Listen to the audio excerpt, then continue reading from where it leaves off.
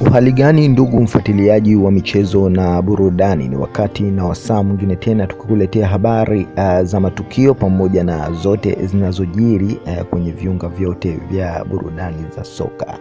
Mimi ni kuambie kwamba klabu ya Yanga hivi sasa wapo kileleni na wapo katika hatua kubwa ambazo mashabiki wa Yanga pamoja na wadau mbalimbali wamekuwa wakilizungumzia hili na kuonesha furaha kubwa iliyo juu yao. Mioyo ya mashabiki wa Yanga hivi sasa iko safi ikisubiri matokeo mbalimbali kutoka hapo klabu ni Yanga, ikiwemo jambo kubwa la uwanja. Kwa muda huu sasa mchezaji mashuhuri duniani, namzungumzia Cristiano Ronaldo CR7, ameonekana kugusia baadhi ya virabu vya Kiafrika vinavyofanya vizuri, na akaongelea masuala mbalimbali kuhusiana na uwanja wa Yanga ambao uko mbioni kuweza kukamilika. Ni jambo la miaka mingi, lakini hivi sasa linaenda kushughulikiwa tena kwa weledi na stadi za hali ya juu kabisa. Si jambo la kawaida kwa wachezaji wakubwa duniani kama Cristiano Ronaldo kuweza kuzungumzia masuala ya soka la Kiafrika, na hasa kwa kipindi hiki ambacho kumekuwa na mtanange mkubwa wa kombe la dunia, yani FIFA World Cup.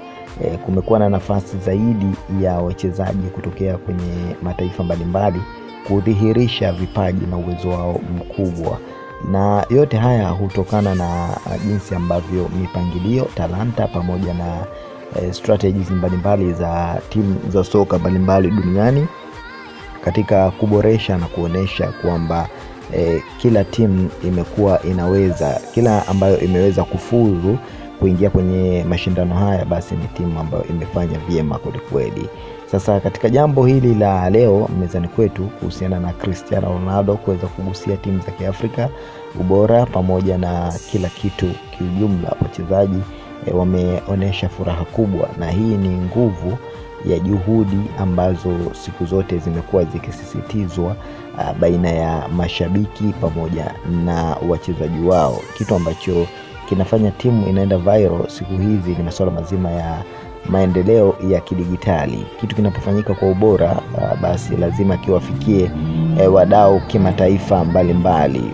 Kuna video clips mbalimbali za virabu vya soka ambazo huwa zinapandishwa kwenye mitandao ya kijamii. Hizi huwa zinasaidia sana kuweza kutengeneza uaminifu pamoja na ukuaji kwa virabu vya soka vya hapa nyumbani Tanzania. Cristiano Ronaldo kwa hiki ambacho amekisema kuhusiana na klabu ya Yanga, watu wengi sana wamebaki midomo wazi na kushangazwa kwa hiki lakini pia wengine wamechukulia ni kama hatua ambayo Yanga wameiweka katika rekodi zao za kipekee.